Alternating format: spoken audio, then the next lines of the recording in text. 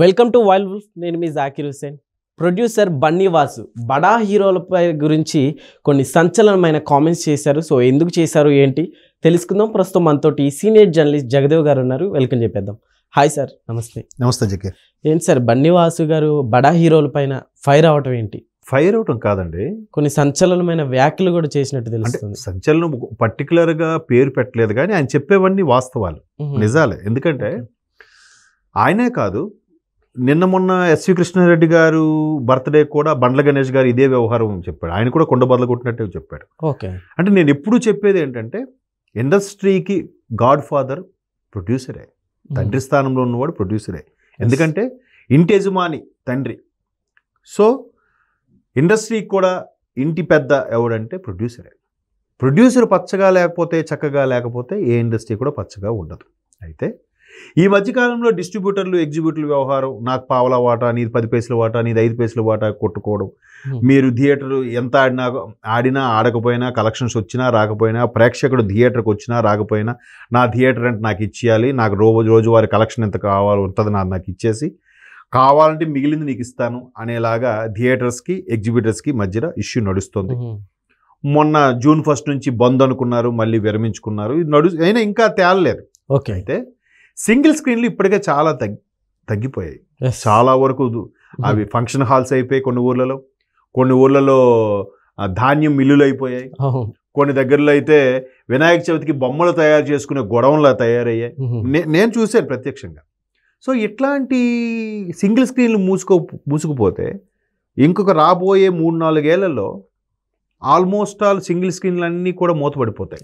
ఎందుకంటే వాటి నిర్వహణ వ్యయం చాలా ఎక్కువైపోతుంది. సో దీనికి కారణం ఏంటి? సినిమాలు ఎక్కువగా రావడం లేదు. వచ్చిన చిన్న చితక సినిమాలు ఎప్పుడు వస్తాయి, రావాల్సింది. ఎందుకంటే పరిశ్రమకి కొత్త నీరు అవసరం. వస్తారు, వాళ్ళ టాలెంట్లో ఉన్నవాడు, వాడు అదృష్టం బాగుంటే వాడు వచ్చిన కొత్త వాళ్ళలో మరొక రాబోయే రోజుల్లో సూపర్ స్టార్గా మారే పరిణామం ఉంటుంది. బట్ పెద్ద హీరోలు, సూపర్ స్టార్లు వాళ్ళు నిలబెట్టాలిగా. ఎక్కడ నిలబెడుతున్నారు? ఒక్కొక్క హీరో సంవత్సరానికి ఒకటి కూడా చేయట్లేదే. ఇప్పుడు పవన్ కళ్యాణ్ గారు ఉన్నారు. ఆయన రాజకీయాల్లో వెళ్ళిపోయాడు కాబట్టి ఆయన అనుకున్న 3 సినిమాలు పెండింగ్లో ఉన్నాయి. అందుకు ఇప్పటికే నష్టం వచ్చిందని నేను ప్రొడ్యూసర్కి 11 కోట్లు ఎంతో తిరిగి కూడా ఇచ్చాడు ఆయన. అలాగే ఎంతమంది ఇస్తున్నారు పక్కన పెడితే. ఇప్పుడు ఆయన రాజకీయాల్లోకి వెళ్ళిపోయాడు, ప్రత్యక్ష రాజకీయాల్లో ఉప ముఖ్యమంత్రిగా ఉన్నాడు కాబట్టి పక్కన పెడదాం. మిగతా పెద్ద హీరోలు ఇప్పుడు పేర్లు చెప్తే వాళ్ళ హీరోలో అభిమానుల మనోభావాలు దెబ్బతింటాయి. కానీ ఎవరండి ఒక సంవత్సరం కనీసం ఒకటి చేస్తున్నారు చెప్పండి? 2 ఏళ్ళకి ఒకటి యావరేజ్గా. దానికి తోడు ఈ పాన్ ఇండియా కల్చర్ ఒకటి వచ్చేసింది. ఇండియన్ సినిమా నిజమే, భారతీయ సినిమా స్థాయి పెరిగింది.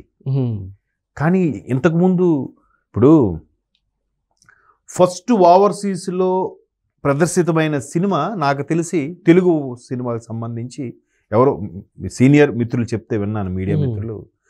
నర్తనశాల సినిమా అనేదో ఇంటర్నేషనల్ ఫిల్మ్ ఫెస్టివల్కి వెళ్ళిందట అప్పట్లో. ఓకే, ఆ సినిమా మొత్తానికి ఇద్దరు నటన మెచ్చుకున్నారంట అందరూ. ఒకటి బృహన్నల క్యారెక్టర్గా చేసిన ఎన్టీఆర్ గారిది, రెండోది ఆయన కీచకుడుగా చేసిన ఎస్వి రంగారావు గారి క్యారెక్టర్. బా ఏంటి వీళ్ళు భలే చేస్తున్నారు వీళ్ళు యాక్టింగ్ అని విశ్వ వేదిక మీద కూడా వీళ్ళు మెచ్చుకున్నారంట. ఆ తర్వాత చాలా ఓవర్సీస్కి వెళ్ళాయి. నాకు తెలిసి చిరంజీవి గారిది ఫస్ట్ ఓవర్సీస్లో బాగా ఆడిన సినిమా అంటే ముందు రిలీజ్ అయింది కొదమసింహం. బీభత్సంగా ఆడేసింది cowboy cinema. Arab countries, Canada, US వీటన్నిటిలో ఆడిందంట. అంటే చూడండి మరి అప్పుడు ఎంత బడ్జెట్ తీసేవారండి. ఒక చిరంజీవి గారు అయితే నాకు తెలిసి ఒక ఇయర్ 10-12 సినిమాలు కూడా చేసిన సందర్భాలు గతంలో. రాజేంద్ర ప్రసాద్ గారు అయితే 15-16 సినిమాలు చేశారు ఒక సంవత్సరం. తర్వాత సూపర్ స్టార్ కృష్ణ గారు అయితే హైయెస్ట్ 17-18. ఎట్లా మరి వాళ్ళు మనుషులు కాదా అండి? వాళ్ళ హీరోలు కాదా? వాళ్ళ క్రేజ్ లేదా? వాళ్ళ సినిమాలు ఆడలేదా? మరి వాళ్ళు పావలా పెడితే 100 రూపాయలు సంపాదించుకునే రోజులు కూడా ఉన్నాయిగా. మరి ఇప్పుడు ఇంకా ఎక్కువ ఉన్నాయి. ఇప్పుడు రిసోర్సెస్, ఓటీటీ అని, శాటిలైట్ అని, సోషల్ మీడియా అని, ఆడియో రైట్స్ అని కదా. ఒక్కొక్క సినిమా బిట్ని మంచి షార్ట్స్గా చేసుకున్న దానికి కొన్ని వ్యూస్ వస్తున్నాయే యూట్యూబ్లో పెట్టుకుంటే. అవునా? మరి అలాంటప్పుడు ఎంత ఇది చేసినప్పుడు ఎందుకు థియేటర్స్ తగ్గిపోతున్నాయంటే ఒక్కొక్కటి సినిమా చేయట్లేదు. ఏ సోకాల్డ్ ఏ పెద్ద హీరో పేరు చెప్పండి, సంవత్సరానికి ఒకటి కూడా లేదండి, 2 ఏళ్ళకి ఒకటి. ఇంకొక మహానుభావుడు ఉన్నాడు దర్శకుడు, నిజమే ఆయన వరుస హిట్లే, ఆయనతో సినిమా అంటే మినిమం 3 ఏళ్ళు అంట. 3 ఏళ్ళు 2 ఏళ్ళు 3 ఫిక్స్. అది ఎట్లా మరి ఇండస్ట్రీ ఎలా బతుకుతుంది? ఒక్క ఇండస్ట్రీ అంటే ఈ ప్రొడ్యూసరు, హీరోలు, యాక్టర్లు, సైడ్ క్యారెక్టర్ వీలేనా? 24 క్రాఫ్ట్స్లో కాస్ట్యూమ్స్, కొరియోగ్రాఫరు, ప్రొడక్షన్ వాడు, ఇంకా చాలా ఉన్నాయి, మేకప్ వాడు, జూనియర్ ఆర్టిస్టులు, ఎడిటింగు, ఎన్ని ఉన్నాయి? 24 క్రాఫ్ట్స్ అంటారు మొత్తం. 20 క్రాఫ్ట్స్ వీళ్ళు రోజువారీ బతకొద్దా? సినిమా ప్రతి ఒక్క స్టూడియోలో నడుస్తూ ఉంటే వాళ్ళకి ఎప్పుడు అందరికీ పని ఉంటే అబ్బా హ్యాపీ కదా. వాడికి సంవత్సరంలో 365 రోజుల్లో 300 రోజులు పని ఉందనుకోండి, అది హ్యాపీగా వెళ్ళిపోతుంది. ఇవాళ మీరు కృష్ణానగర్, అది ఇందిరానగర్ చూస్తే ఎంతోమంది జూనియర్ ఆర్టిస్టులు వీళ్ళు సఫర్ అయిన సందర్భాలు ఉన్నాయి. వాళ్ళేంటి, వేరే పని రాదు, వేరే పనికి వెళ్ళలేరు. ఇది సినిమా, ఈ యాక్టింగ్ తప్ప వేరే విద్య రాదు వాళ్ళకి. ఎట్లా బతుకుతాడు చెప్పండి? అలా పచ్చగా ఉంటే థియేటర్స్ కూడా ప్రపోర్షనేట్గా పచ్చగా ఉంటాయి. ఇప్పుడు థియేటర్స్తో కూడా మళ్ళీ అక్కడ కూడా ఇంకో కొన్ని క్రాఫ్ట్స్ ఉంటాయి. సైకిల్ స్టాండోడు, కార్ పార్కింగ్ వాడు, సమోసాలు అమ్మేవాడు, కూల్ డ్రింక్ అమ్మేవాడు, ల్యాబ్లో వర్క్ చేసేవాడు, ఆపరేటరు కదా. వీళ్ళకి కూడా పని ఉంటుంది కదా, థియేటర్లు పచ్చగా ఉంటాయి.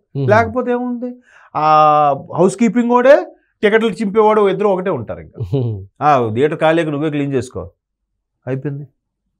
ఎక్కువ ఫ్లోటింగ్ అవుతుంటే లేదు సార్ టికెట్ల పని అవుతుంది, హౌస్ కీపింగ్ అవుతుంది అంటే దానికి ఒక మనిషి పెడితే అక్కడ ఒక మనిషికి పని దొరుకుతుంది కదా. అట్లాంటి పరిస్థితుల్లో ఇప్పుడు బండ్ల గణేష్ అదే మాట చెప్పాడు, బన్నీవాస్ క్లియర్గా చెప్పేశాడు. ఎంత సూపర్ హిట్ అయినా ప్రొడ్యూసర్కి వచ్చేది 40%, మిగతా 60% ఎక్కడికి వెళ్తుంది? మాకేం రావట్లేదే. ఎగ్జిబిటర్సా, డిస్ట్రిబ్యూటర్సా, థియేటర్ ఓనర్సా, ఎవరు? ఆయన పేరే బన్నీవాసు, పేరే పెట్టుకున్నాడు అట్లా. అత్యంత క్లోజ్ ఫ్రెండ్, అరవింద్ గారికి కూడా రైట్ హ్యాండ్ లాంటి వ్యక్తి. చాలా ముందు మన నాగవంశీ గారిలాగా చిన్న చిత్తగా ముందు సినిమాలు మంచి మంచి చేసి ఇప్పుడు పెద్ద పెద్ద సినిమాలు కూడా ప్రొడ్యూస్ చేస్తున్నారు. మరి అలాంటి ప్రొడ్యూసర్లు రావాలి ఇంకా తెర మీదకి ఇండస్ట్రీలో. కంటే ప్రొడ్యూసర్ అనేవాడు ఈరోజు ఈ పచ్చగా ఉండి లాస్ ఆర్ గెయిన్, హిట్ ఫట పక్కన పెట్టండి, సినిమా ముందు రిలీజ్ అయితే మినిమం వాడు అసలు ఆడికి వచ్చేస్తే నెక్స్ట్ సినిమా కొడతాంట అంటే ప్రొడ్యూసర్ అనేవాడు. లేకపోతే ఇప్పుడు చాలామంది అంటారు ఆ హీరో వల్ల సినిమా ఆడేసిందిరా, కథ మాత్రం హైలైట్ రా. సరే నీ కథ super, screen play extraordinary, hero అంటే ఇంకా చించేశాడు, సూపర్ చేశాడు. మరి వీళ్ళందరిది పట్టాలు ఎక్కడానికి కావలసిన వ్యక్తి ఎవరు? ప్రొడ్యూసరు. నీ దగ్గర మంచి కథ ఉంది, ఆ కథకి మంచి రూపాంతరం రావాలంటే ప్రొడ్యూసర్. నీలో మంచి టాలెంట్ ఉంది, ఆ టాలెంట్ నువ్వు వెండితెర మీద చూపించాలంటే ప్రొడ్యూసర్ కావాలి. నీకు రెమ్యునరేషన్ ఫ్రీగా చేస్తా, నా ఫ్రీగానే చేస్తాను సార్. ఎన్ని చేస్తావు? 1-2 సినిమాలు, 3వ సినిమా నుంచి రెమ్యునరేషన్ అడుగుతావు. సార్ ఆ సినిమా పేరు వచ్చింది, నాకు ఎంత కావాలి సార్. అన్నిటికీ ఇదే. అట్లాగే డబ్బులు ఇచ్చే ఆ ప్రొడ్యూసరు లక్ష్మీపుత్రుడు వాడు లేకపోతే సినిమా ఇండస్ట్రీ ఏముంటుంది? ఆ తర్వాత స్క్రీన్లు కూడా ఏమవుతాయి? హీరోలు మా వల్ల ఇండస్ట్రీ నడుస్తుంది అనుకునే హీరోలు కూడా ఉన్నారు. చేయండి అయ్యా, కనీసం సంవత్సరానికి ఒకటైనా చేయండి. ఇప్పుడు 2 చేయండి, 6 నెలలకు ఒకటి. నిన్న బండ్ల గణేష్ గారు కూడా ఏం చెప్తున్నారు, ఎస్వి కృష్ణారెడ్డి గారు ఒక సినిమా ప్రకటించాడంటే కొబ్బరికాయ కొట్టిన రోజే గుమ్మడికాయ ఎప్పుడు కొడతాం కూడా చెప్పేవాడంట. పలానా డేట్లో రిలీజ్ సినిమా అంటే రిలీజ్. ఇప్పుడా ముందు జూన్ అంటున్నారు, జూలై అంటున్నారు, మళ్ళీ ఆగస్ట్ అంటారు, దసరా అంటున్నారు, మళ్ళీ క్రిస్మస్ హాలిడేస్ అంటున్నారు, సంక్రాంతి అంటున్నారు. ఏంటది? ఎంత నష్టం ప్రొడ్యూసర్కి. కాబట్టి అది బన్నీవాసే కాదు, బండ్ల గణేషే కాదు, పెద్ద పెద్ద ప్రొడ్యూసర్లు కూడా చాలామంది, సురేష్ బాబు గారు కూడా ఒకసారి అలాగే ఆవేదన వ్యక్తం చేశారు. ఎందుకు సార్ మీరు పెద్ద పెద్ద వాళ్ళతో తీయట్లేదంటే, పెద్ద పెద్ద హీరోలు వాళ్ళ కోసం నేను క్యూలో నిలబడాలి, వాళ్ళ డేట్స్ ప్రకారం నేను చెప్పాలి. నేను ఇప్పుడు మీ ఇంటికి వచ్చానండి, మీ ఇంటి రేంజ్ ఏంటి? మీరు నాకు పికెల్తో పెడతారు భోజనం, మీ స్థాయి అది. నా ఇంటికి వస్తే నేను పప్పు అన్నంతో పెడతా, ఇది నా స్థాయి. లేదు నేను మీ ఇంటికి వచ్చిన పప్పు ఉందా, చికెన్ ఉందా, అలా అయితే వస్తానంటే వద్దు సార్. అంతే కదా. ఒక్కొక్క ప్రొడ్యూసర్ ఈ ఫుడ్ పెడతాడు, ఈ స్థాయిలో సినిమా తీస్తాడు. ఆయన ఊటీలోనే తీస్తాడు సినిమా, హైదరాబాద్ రోడ్ల మీద తీస్తాడు. లేదు నాకు యూరోపియన్ కంట్రీస్లోనే షూట్ మొత్తం ఉండాలి. ప్రొడ్యూసర్ ఎక్కడి నుంచి వస్తాడు? ఎంతమంది ఉన్నారు? కాబట్టి అది మారాలి. చూద్దాం, అంటే పూర్తిగా తెగే వరకు లాక్కుండా ఇప్పుడే తేరుకుంటే అందరికీ బాగుంటుంది. ఇప్పుడు పావలా వాటా కోసం కొట్టుకుంటున్నారు ఎగ్జిబిటర్లు, థియేటర్ ఓనర్స్. సినిమాలో లేకపోతే ఇంకేం మాట్లాడుకుంటే ఏం కొట్టుకుంటారు? ముందు సినిమా రానివ్వండి.